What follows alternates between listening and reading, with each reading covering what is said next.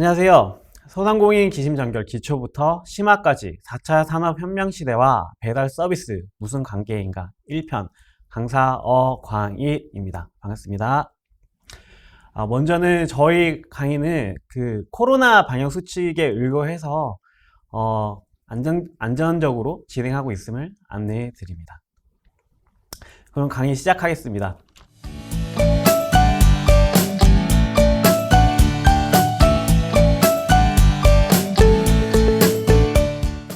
이제 우리 사장님들께서도 느끼고 계시는 배달형 가맹점을 같이 또 운영을 하고 있습니다. 그래서 조금 더 현실에 맞게 그리고 가슴에 와닿을 수 있게 제가 조금 더 강의를 사실적으로 진행을 도와드릴 수 있을 것 같고, 앞으로의 그 배달 산업의 그 미래와 그리고 현재까지의 그 어떻게 오게 되었었는지, 그리고 우리 사장님들이 배달형 매장을 운영함에 있어서 어떻게 매출을 창출할 수 있는 건지, 거기에 우리는 어떤 포지션을 있어야 되는 건지, 이것들을 어떻게 활용을 해야 될 수 있는 건지에 대한 내용을 조금 더 사실적으로 팩트만 담아서 더 사실적으로 강의가 가능할 것 같습니다. 배달형 매장 시장 추이와 고객에 대한 이해부터 먼저 시작하겠습니다.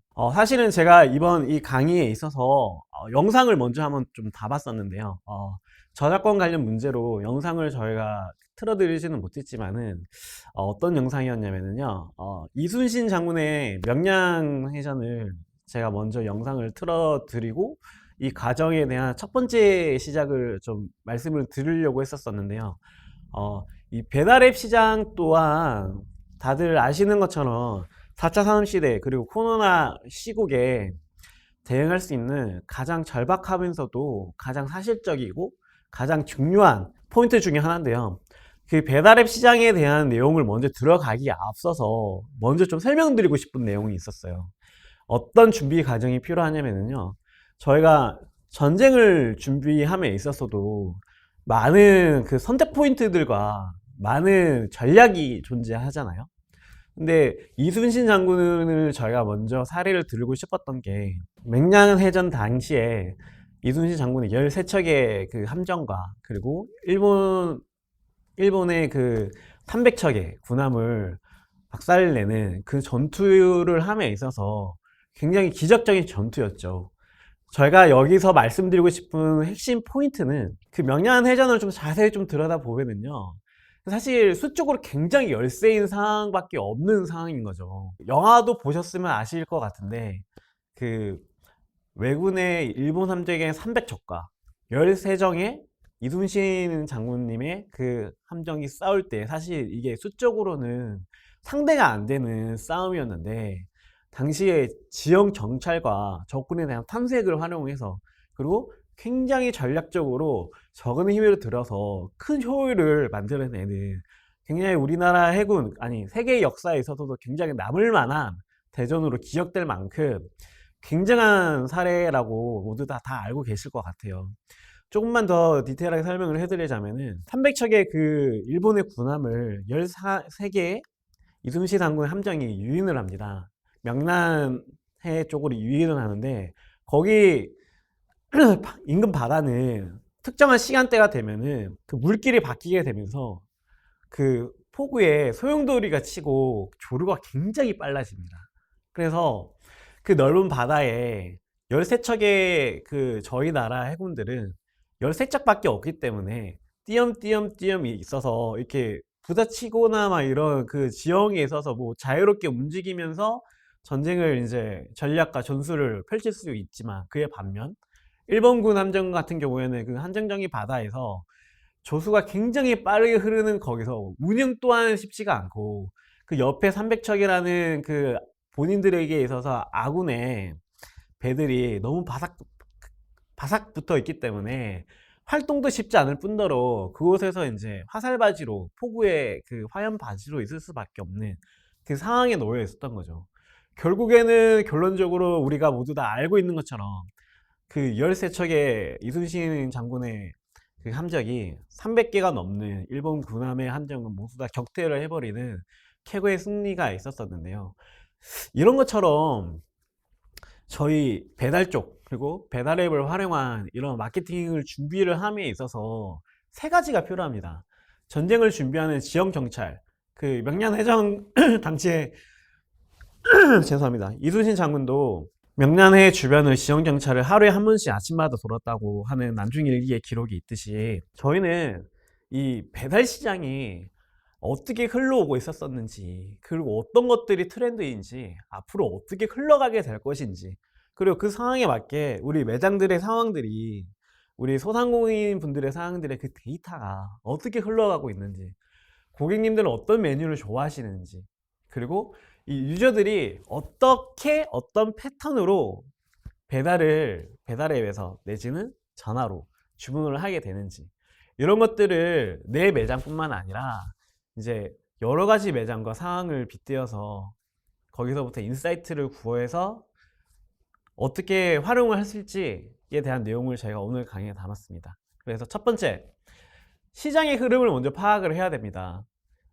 전쟁을 준비함에 있어서 지역 정찰을 하듯이 이 시장이 배달앱 시장의 비중이 과연 얼마만큼 되는지, 전화 주문의 비중은 어느 정도 되는지, 그리고 이게 연간별로 어떻게 변화되고 있는지, 향후에는 어떨지라는 시장을 알게 되면은 가장 좋겠죠. 그래서 제가 이번 강의를 준비함에 있어서 그런 내용들을 조금 담아봤습니다. 앞으로는 이 배달 시장이 어떻게 변할지 참고해서 끝까지 한번 시청해 주시고요. 그리고 두 번째, 접근에 대한 탐색과 비교했을 때 가장 비슷한 마케팅 그 준비 과정에 있어서 포인트는 소비자와 경쟁자가 형태가 어떠한지가 좀 파악을 해야 될 것 같아요.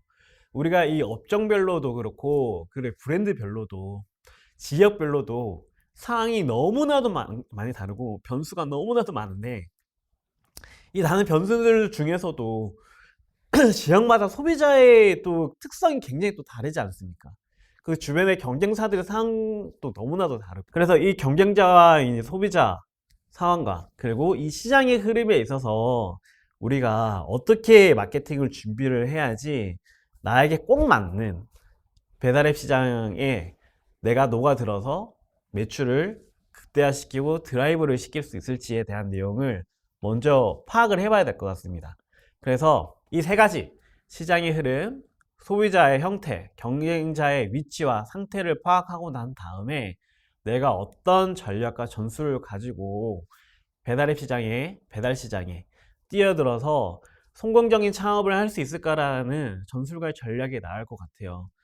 많은 전략과 전술이 있지만은 꼭 나에게 필요한 사례들로 가지고 전술을 가져가시기를 정말 기원해 드립니다. 그래서 이 세 가지를 알게 되면은 마치 비유로 말을 하자면은 서핑을 타보셨겠지만은, 예, 서핑을 탈 때 바다와 파도의 반대 방향으로 타진 않아요. 파도가 오는 방향과 그리고 바람이 불어오는 방향을, 각도와 이것들을 자세하게 관찰하고 여러 개의 파도를 보내고 또 보내면서 나에게 맞는, 내 타이밍에 맞는 파도를 기다립니다. 그리고 이 방향 자체도 나에게 유리한 바람이 올 때까지 기다립니다. 기다리다가 찰나에 저 끝에서부터 파도가 들어오는 것들을 항상 예의주시하며 끝까지 관찰하다가 내 타이밍에 맞는 파도와 크기와 높이와 바람이 들어왔다라고 하면은 그때서부터는 온 힘을 다해서 페달을 젓는 겁니다. 젓다가 적절한 수준에서 그 서핑보드 위에 올라타게 되면은 그 파도와 바람을 따라서 내 몸을 맡기게 되면 굉장히 빠르고도 손쉽게 파도를 타게 되는 장면들을 아마 TV에서 다큐멘터리 TV에서 보셨을 거예요. 마케팅을 준비하고 실행하는 과정들은 여기 서핑보드를 타고 하는 그 과정과 굉장히 유사하고 가깝습니다. 아까 제가 소두에 말씀드렸던 그 명량해전과 같이 내가 어떤 시장에서 어떻게 준비하냐에 따라서 내가 얼마만큼 손쉽게 나의 매출을 최대로 효과를 극대화를 시킬 수 있을까라는 그런 상황을 저희가 유리한 방향에서, 저희가 유리한 곳에서 전략을 짜는 게 굉장히 중요하거든요. 그래서 그렇다고 하면은 이 시장이 과연 어떻게 변화가 되고 있을까라는 내용으로 한번 살펴보겠습니다. 여기 보시면은 제가 자료를 두 가지를 준비를 했는데요. 일단 왼쪽 먼저 한번 봐보시면은 봐주시면은 왼쪽은 음식 배달 시장의 규모고요. 왼쪽 성장 추이 비교에 왼쪽 화면에 왼쪽 그래프를 보시면은 음식 배달 시장 규모가 있고요. 그 오른쪽에는 배달앱 시장의 규모가 있어요. 다 같이 20년의 그 매출을 보시면은 그 음식 배달 시장 규모가 약 20조 정도로 추산이 되는데요. 근데 20년 8월의 자료를 보면은 이미 7.6조가 배달앱에서 시장 규모가 올라와 있죠. 그러면은 물론 연말에 매출이 더 오른다는 걸 가정을 해봤을 때 배달앱 시장 규모는 20년에 아마도 14조 이상은 됐었을 거예요. 그 16조에서 한 17조 정도. 그래서 오른쪽에 보시면은 통계청 그 음식 서비스 거래 추이 보면은 20년도에 마감이 된 온라인 음식 서비스 거래액 추이는 약 한 17조 정도가 된다고 합니다. 그러면 우리 이 두 개의 그 데이터를 가지고 한 비교를 한번 해보도록 하시죠. 음식 배달 시장 규모는 20조, 온라인 음식 서비스 거래액 추이는 17조. 온라인이라고 하면 저희 배달앱도 들어가 있고요.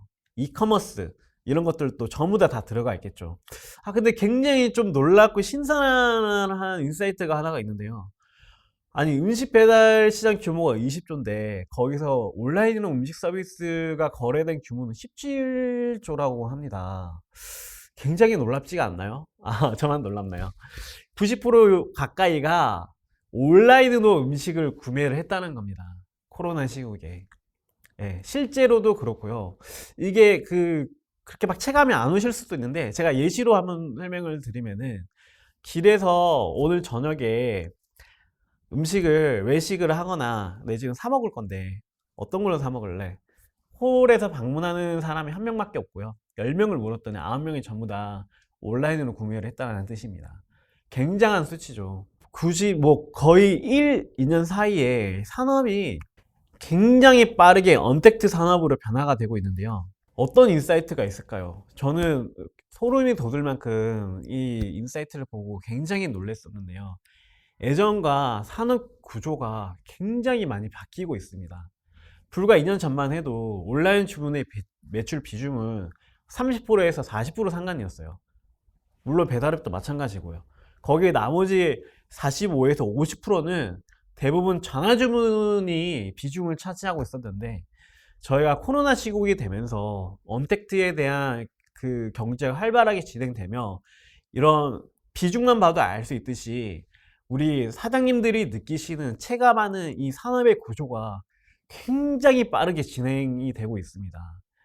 실제로 제가 다음 자료 데이터로 보시면은 뭐 또 그런 비슷한 생각도 드실 수도 있는데 아직도 감이 안 오실 수도 있을 것 같아서 제가 예시 하나만 더 드리겠습니다. 그 주식을 투자하는 데 있어서 A라는 회사와 B라는 회사가 있는데 A라는 회사에서 투자를 하면은 약 10%의 비중으로 제가 100억의 수익을 창출을 할 수가 있는 거예요. 근데 B라는 회사를 투자를 하면은 90% 이상의 확률로 제가 100억의 수익을 구할 수 있다고 하면 과연 어떤 곳에 투자를 하시겠습니까? 네, 당연히 B겠죠. 네. 그런 것처럼 이미 지금 현재는 이 배달과 온라인 시장을 빼고서는 산업 구조를 내가 사업을 한다는 거를 창업을 한다는 거를 상상할 수 없을 만큼의 비중이 이미 전개되어져 지고 있어요. 물론 그렇다고 내정과 홀장사가 중요하지 않다는 건 아닙니다. 중요합니다. 중요하지만 아까 제가 소두에 말씀드렸듯이 조금 더 쉽게 적은 힘을 들여서 매출을 극대화시키기 위해서는 이 시장의 구조가 어느 방향으로 흘러가고 있는지가 굉장히 중요합니다. 그래서 만약에 지금 방송을 보고 계시는 우리 대표님들, 예비 창업자님들이 계신다라고 하면은 되도록이면은 배달형 매장에서 내지는 온라인과 배달 앱을 활용해서 어떻게 매출을 더 확대할 수 있을까라는 고민과 생각을 굉장히 좀 많이 하셨으면 좋겠어요. 네. 그런 도움이 좀 됐으면 하는 취지와 생각으로 이번 자료와 강의를 준비를 했고요. 끝까지 한번 들어봐 주십시오. 그래서 제가 다음 페이지에 준비한 거는요. 외식업체의 일평균 주문 건수예요. 여기 보시면은 전체 하루 그 주문 중에 배달앱이 약 62%를 차지합니다. 그리고 전화 주문이 37.5%, 여기 보시면은 뭐 가장 최근에 있는 자료와 굉장히 비슷합니다. 비슷하고 제가 현업에서 일하고 있는 저희 프랜차이즈 뭐 평균 데이터와도 굉장히 유사한데, 그렇다고 하면은 이 배달앱 시장의 규모가 향후에는 어느 정도 커질까요? 상상이 혹시 가실까요? 어느 정도 커질지. 사실 뭐 100%다 일치하지는 않지만 그 학술적으로 그리고 전문가들 쪽으로 이런 미래에 대한 매출을 트래킹하고 예측을 할 때 가장 대표적인 방법이 세 가지가 있죠. 첫째, 외국의 사례를 먼저 보는 겁니다. 저희 나라보다 GDP가 높은 선진국들의 사례. 두 번째, 그 유망업종이 있는 지역의 매출 시장과 규모를 좀 비교를 한번 해보는 거예요. 이런 방법이 있고. 그리고 세 번째, 그 다음 소프트에 이제 송기령 부사장님이 많이 하시는 방법이죠. 빅데이터를 활용을 해서 지금 나와 있는 검색의 추이와 이 데이터들을 근거로 해서 사람들이 향후에는 이것들로 어떤 키워드와 산업 직군이 생겨나게 될까, 이것들을 예측하는 방법이 하나가 있겠죠. 제가 세 번째 거는 준비를 못 했는데요. 첫 번째, 두 번째 거까지는 제가 말로 설명이 가능할 것 같아요. 제가 오른쪽 자료에 준비한 내용을 좀 보시면은 미국의 음식 배달 시장 규모와 총 매출 규모가 나와 있는데요. 맥킨지가 자료를 분석한 거에 따르면은 2025년도에는 현재는 265억 달러인데 420억 달러로 두 배가 커진다라는 추정 예상의 리포터가 있어요. 이 리포터만 봐도 알 수 있듯이 사실 저도 그 현업에서 10년 가까이 이커머스와 온라인 관련된 업무를 진행을 하고 맡아서 하고 있었지만은, 언택트가 되면서 이렇게 온라인 시장 규모가 빠르고 급속도로 이렇게 빠르게 올라가게 될지는 정말 상상도 못했었습니다. 그런데 많은 전문가들도 이미 저희가 코로나19에서 겪은 것과 같이 이 온라인 시장에 대한 그 판로 개척과 그 시장 추이와 이 성장 가능성들은 정말 무궁무진할 뿐만 아니라 이것들이 오히려 소비자들에게 학습 효과를 불러일으킬 거기 때문에 이게 당장에 이 추이가 멈추지는 않을 거라는 의견이 굉장히 많습니다. 이게 이제 미국의 컨설팅 리포트의 내용이고요. 하나 더 두 번째로 제가 설명드리고자 함은, 왼쪽에 보시는 자료는 평균이에요. 배달앱의 비중이 62.2%라는 거는 전국 가맹점, 가게와 프랜차이즈에서 제공하는 전국의 평균 데이터 수치예요. 그러면 이게 지역별로 어떻게 달라질까 한번 생각을 한번 해보셨습니까? 이게 사실 배달앱의 규모와 비중이 가장 큰 데는 아마 다른 어떤 브랜드 프랜차이즈들도 공통일 거예요. 아직까지 어떠한 브랜드든 프랜차이즈든 데이터를 공개를 안 했을 텐데, 제가 일부 실제 저희 데이터를 근거를, 제가 현업에서 종사하고 있는 프랜차이즈의 데이터를 근간으로 해서 좀 말씀을 드리자면은, 신림 쪽이죠. 젊은 사람들이 내지는 신림 쪽에 젊은 사람들이 주로 많이 위치하고 생활을 하고 있는 그런 지역들 같은 경우에는 배달앱의 비중이 90% 가까이 올라갑니다. 특히나 이제 대학가 상권이라든지, 그리고 거주 지역 상권이 아니라 이 샌드백으로 이제 대학가가 같이 형성되어져 있는 이런 상권 같은 경우에는 배달앱 규모가 비중이 90%예요, 여러분. 90%라는 거는 저는 그렇게 봤는데요. 이게 저희가 뭐 인구 공학적으로 봤을 때도 이 젊은 친구들이 이제 MZ 세대라고 그러죠. 이제 조금만 시간이 지나면은 이제 저희 산업 직군에 가장 활발하면서도 소비를 극렬하게 많이 쓰게 되는 형태의 그 직군이 MZ 세대라고 그러죠. 그 MZ 세대가 지박적으로 우리나라에서 가장 많은 동네가 뭐 여러 군데가 있겠지만 그 중에 대표적인 것이 신림인데, 거기에 이제 배달의 비중이 90%가 가까이 나온다라는 거는 향후에 우리 산업의 형태가, 그리고 향후에 2, 3년 안에 저희 나라에 이 온라인 시장의 형태가 비중이 어떻게 형성될 건지 가장 정확하고도 대표적이고도 사실적으로 바라볼 수 있는 가장 꼭 맞는 사례라고 저는 판단이 되어지고요. 이러한 배달앱 시장 규모가 90%라는 그 사례를 비춰봐서 또 저희는 이 배달앱을 이제는 더 이상 미뤄서도 안 되고요. 필수와 선택이 아닌 필수로서 이 배달 앱을 공부를 해야 되고요. 그리고 이 정책을 파악을 해야 되고요. 우리가 여기서 어떻게 돈을 벌어야 될지 저희가 인사이트로 전술 방향을 결정을 하고 정해야 됩니다. 실제로 저기 제가 준비한 왼쪽 화면에 나와 있는 배달앱 비중이 62.2%, 그리고 전화주문 비중이 37.5%. 여기 전화주문 비중 안에서도 배달 앱으로 전화가 들어온 고객님들도 사실적으로 존재를 해요. 실제 평균적으로 봤어도 배달앱 비중은 62.2% 이상이라는 겁니다. 그렇다고 하면은 이렇게 커져가는 시장 규모에 있어서 극렬하게 굉장히 빠른 속도로 변화되어져 가고 있는 이 4차 산업의 배달앱 시장 규모에 있어서 우리는 어디서 어떻게 사업을 시작을 해야 될까요? 당연히 배달앱에서 해야겠죠. 그럼 배달앱에서 어떤 배달앱을 써야 될까요? 하나만 해야 될까요? 세 가지를 전부 다 해야 될까요? 여러 가지 많은 배달앱 시장에 모두 다 해야 될까요? 공공 배달앱은 해야 될까요? 거기에 대한 질문은 차차 제가 다음 강의에서 다시 말씀을 드리도록 하고요. 여기서 그 인사이트를 가져가야 될 핵심은 더 이상 미룰 수 없다라는 겁니다. 이 배달앱 성장해 가고 있는 배달 시장에서의 우리의 전략과 전술은. 그래서 여기서 우리가 향후에도 더 커질 것을 대비해서 비용과 시간과 에너지 투자는 여기다 하는 게 옳을 것 같습니다. 네. 다음으로는 고객 인식의 변화를 한번 같이 살펴보도록 하겠습니다. 코로나 시대 8대 소비 키워드로 해서 대한상공회의소에서 제시한 자료는 홈스테이라고 하죠.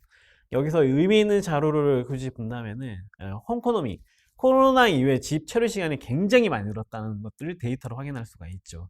20일간 소비자 100명의 대상으로 해서 이제 설문조사를 했던 내용들인데, 그 두 번째 볼 수가 있는 것들은 중고거래 이용 경험자가 굉장히 늘어나고 있다는 거예요.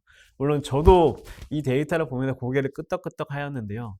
방송 시청하고 계시는 시청자분들께서도 내용을 들으시면서 고개를 아마 끄덕이실 것 같아요. 집에서 체류하고 있는 시간이 늘어나는 만큼 그 반대 직군의 산업들은 급속도로 지금 매출이 굉장히 떨어지고 있는데요. 오른쪽에 보시면은 멘트션 같은 경우에는 88%가 매출이 감소가 있어요. 여행사는 말할 것도 없고요. 이제 사람들이 모여서 이제 아이들이 그 여가 활동으로 태권도나 이런 무술도전 같은 경우에도 굉장히 많이 힘들죠. 마이너스 85%의 매출이 감소를 했고요. 그리고 영화관, 테마파크도 마찬가지입니다.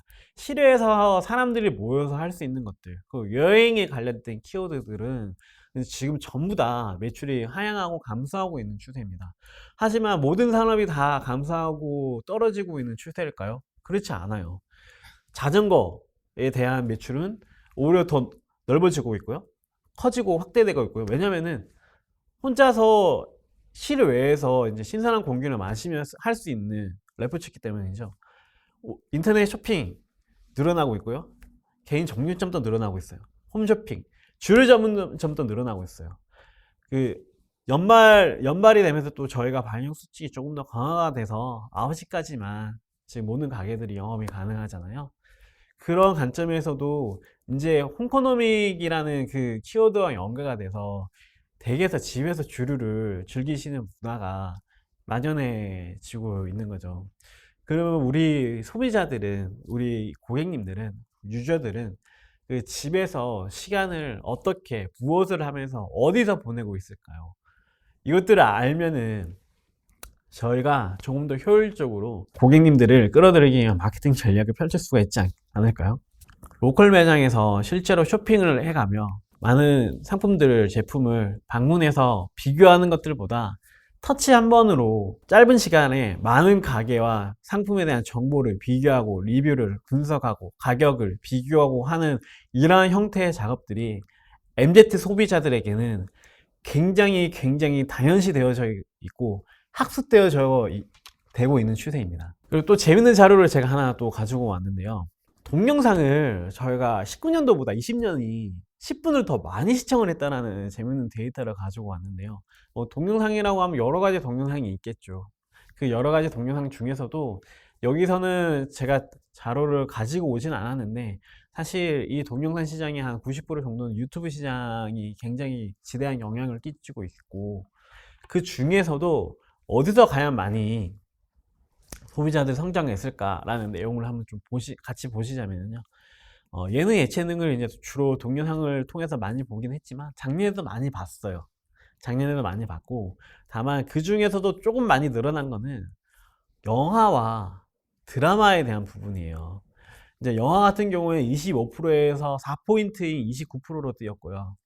그리고 드라마 같은 경우는 16%에서 22%까지 약 한 6% 정도가 6포인트 정도가 뛰었죠. 이 동영상을 통해서 우리 유저들은 뉴스나 많은 정보들을 취득하고 있다는 그런 뜻입니다. 제가 이번 강의에서는 내용을 준비를 하진 않았는데 실제로 고객들이 이 배달 음식을 주문을 하는 데 있어서 이 제품에 대한 정보를 취득하는 방식과 형태가 너무나도 많이 바뀌었습니다. 예전에는 그냥 일반적으로 TBCF를 보다가 내지는 5개 광고를 보다가 갑자기 생각나서 전화기를 들고 주문하는 형태가 굉장히 많았던 거가 반면, 요즘에는 이 정보를 취득하는 방식이 약 15에서 20%는 인스타그램을 통해서 이 정보를 취득하고 있고요. 두 번째, 한 35%에서 40% 정도는 동영상을 통해서, 유튜브를 통해서, 먹방 방송을 통해서 그 해당 제품이나 리뷰를 보면서 어떤 맛인지, 그리고 내가 좋아할 만한 맛인지, 그리고 평점은 괜찮은지, 이 내가 좋아하는 그 먹방 크리에이터가 맛있다고 표현을 하는지, 잘 먹는지, 이런 것들을 통해서 정보를 취득하고 있고요. 세 번째는 40%에서 한 45% 정도는 배달앱을 통해서, 리뷰를 통해서 내가 취득하고자 하는 그 제품의, 음식의 정보를 취득하고 있다고 합니다. 다음 시간 강의에서 제가 조금 더 디테일하게 자세하게 말씀을 드릴 수는 있을 것 같고요. 이게 이제 아까 제가 말씀드렸던 이전과 다르게 어디서 어떻게 활동을 하고 있을까라는 데이터 자료를 제가 가지고 왔고요. 한국 소비자들은 대부분 온라인에서 더 많은 구매를 현재 하고 있습니다. 이 온라인이라고 하면은 포털 사이트도 있을 거고요, 구글도 있을 거고, 소셜 커머스, 배달앱, 뭐 기타 여러 가지 등등 채널들이 여러 가지가 있겠죠. 그리고 TV 시청도 물론 많이 하지만은 이게 증가 추이를 보면은 앞으로 어느 정도 더 유지를 할 거냐, 하고 싶냐라는 그 내용을 보면은 온라인 구매에 대한 내용이 굉장히 많다는 걸 알 수가 있어요. 그 중에서도 좀 유명하게 좀 더 볼 수 있는 거는 이제 재택근무에 대한 내용을, 당연하죠. 예, 동일하게 계속 또 유지하고 싶다는 내용이 굉장히 많고요. 여가 시간이 늘어나면서 이제 책을 읽고 싶다는 그 니즈가 동일하게 더 이제 늘어나고 있다고 합니다. 그리고 이제 경쟁사랑 이제 브랜드, 다른 그 우리가 오늘 세 가지를 같이 볼 거를 제가 말씀을 드렸죠. 시장의 흐름과, 그리고 유저의 형태, 행태, 그리고 경쟁사와 이 브랜드들의 그 포지션 내지는 이 트렌드를 같이 좀 보기로 했는데요.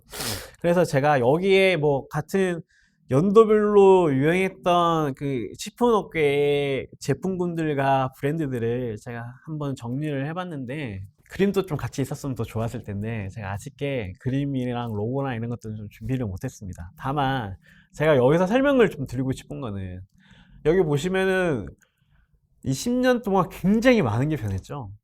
수제버거, 막걸리, 뭐 모모라는 브랜드도 굉장히 유명했었고요. 라면, 뭐 돈부리도 있었고 다들 이 카테고리를 보면서 그 생각나는 브랜드들이 있으실 거예요. 여기 12년도에 보면은 아실 거예요. 저희 가족끼리 이제 저희 어머니 아버님들끼리 이제 다 오후쯤에 모이셔가지고 이제 샐러드 바를 한때 굉장히 많이 갔었죠. 어느 피자집에 가도 이제 샐러드 바가 없는 데는 아예 찾아가지 않을 정도로 12년도에는 샐러드 바가 유행했던 적이 있었고요.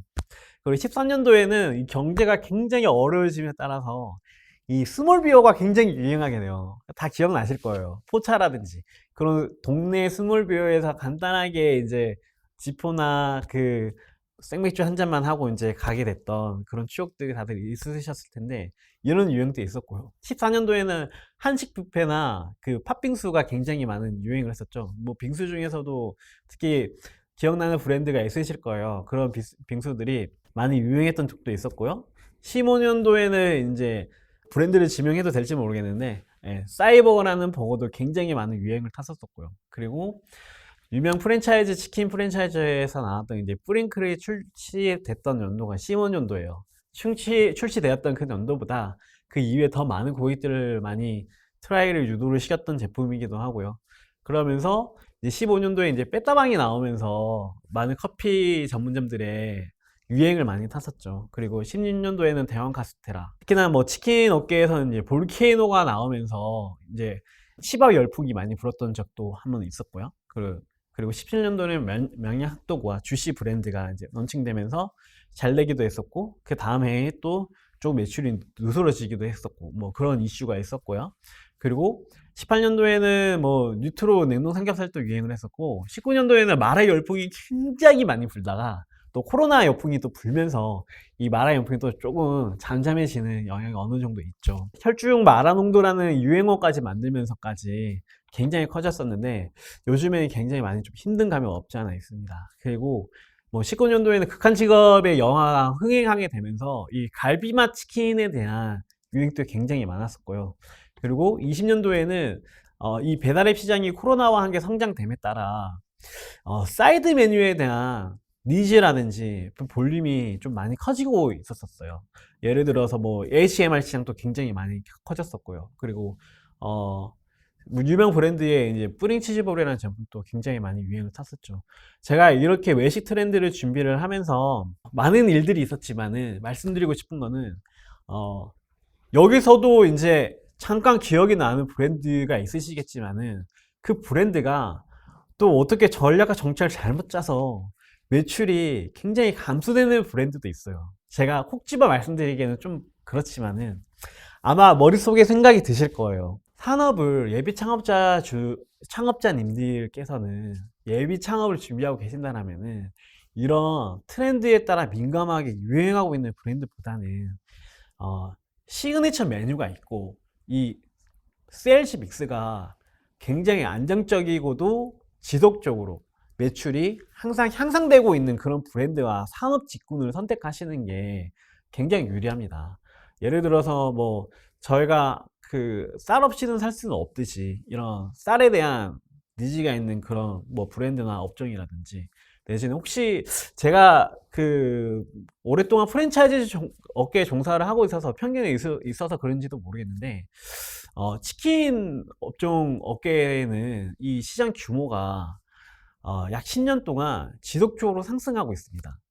혹시 아실지를 모르겠는데 그 치킨 같은 경우에는 그 GDP에 따라 이 GDP가 올라가면 올라갈수록 경제 대국이 돼가면서 더 확대되면 될수록 이 치킨에 대한 소비량이 계속 같이 늘어나는 추세를 세계적으로 보이고 있거든요.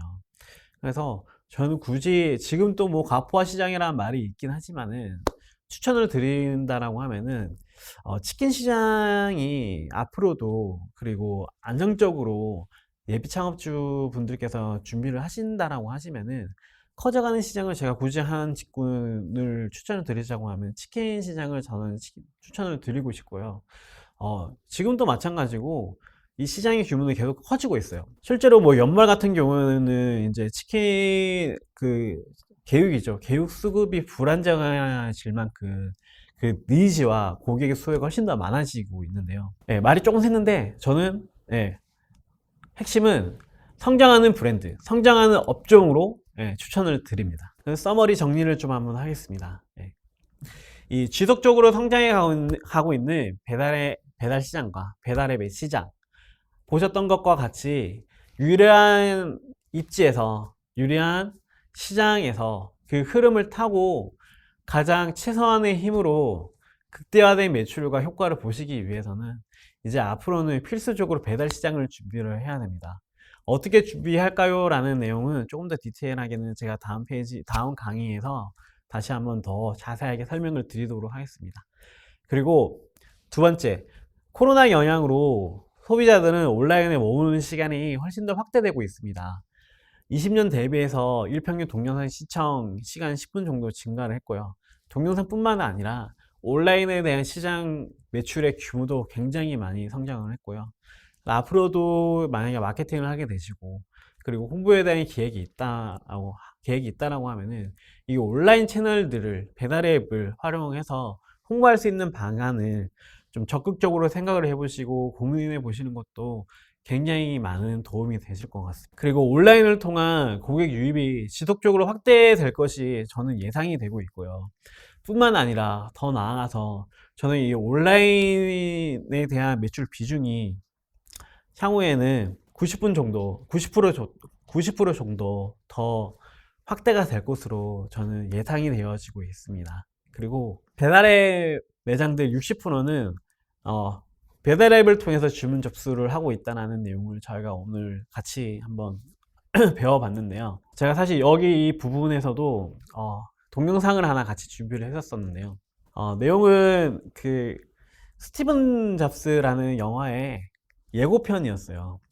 왜 이 영화를 제가 준비를 하게 됐었냐면요. 오늘 같이 한번 시장에 대한 이해와 그리고 고객과 경쟁사, 브랜드, 트렌드에 대한 내용들을 같이 한번 쭉 살펴봤었는데 이렇게 제가 같이 살펴보아도 가장 중요한 거는 우리 소상공인 분들의 그리고 예비 창업자님들 분의 의지와 열정과 마인드가 굉장히 중요합니다. 이 세상에서 성공한 그 CEO들과 그리고 위인들을 보면은 가장 공통적으로 좀 알 수 있는 그런 부분들이 있는데요. 자기의 전공 분야에 대한 자기가 몸담고 있는 그 산업과 자신의 그 전공 분야에 대한 그 열정과 열의와 그 의지가 정말 어마어마할 만큼 집중하고 있는 모습을 볼 수 있는 사례가 굉장히 많죠. 뭐 실례로 그 빌 게이츠 같은 경우에는 처음에 산업을 진행함에 있어서 마이크로소프트사를 설립을 하고 6개월 정도까지는 집에를 안 갔다라고 합니다. 집에를 안 가고 그 뭐 워낙에 원래가 머리가 좋았던 분이시기도 하지만은 그 사무실을 오기 위해서 이제 주차장이 보이는 본인 사무실에서 직원들이 주차를 하는 그 공간이 본인의 사무실에서 보였다라고 하는데 뭐 일화를 말씀을 드리자면은 그 사람들이 얼마만큼 언제 퇴근하는지 언제 출근하는지 얼마만큼 들어오는지의 내용을 한 6개월 동안 집에도 안 가면서 물론 일을 했겠죠. 일을 하면서 그걸 다 외웠다고 해요. 그 정도로 일에 대한 열정으로 자기가 맡은 프로젝트를 끝내기 위해 끝까지 목표하는 바를 열정을 가지고 일에 임했었고요.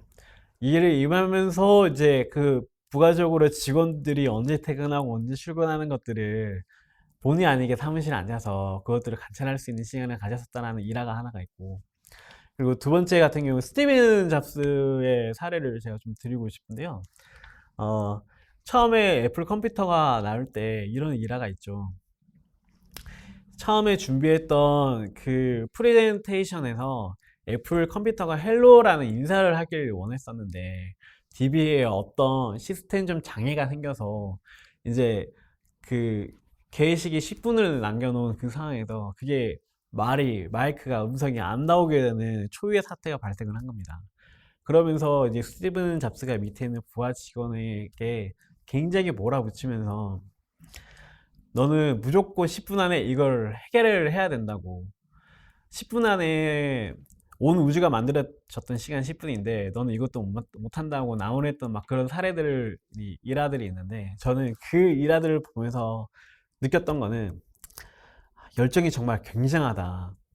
뭐 결국에는 그 다들 아시겠지만 PT를 진행하면서 있어서 그 애플 컴퓨터가 헬로라는 그 목소리가 세계 최초로 나오게 되면서 그게 언론과 방송을 타면서 굉장한 이슈를 낳았던 상황이 아마 그 전에 들으셨을 거예요. 결국에는 그것들을 해내가지고 또 안 되는 것들을 또 하게 해서 좋은 사례들로 남았었는데, 이렇게 많은 시장에 대한 정보와 그 유저들의 사례와 브랜드에 대한 경쟁사들의 위치와 트렌드를 알고 있어도 이게 본인의 그 열정과 의지와 이런 것들이 없다면은 이런 것들 활용을 할 수가 없습니다.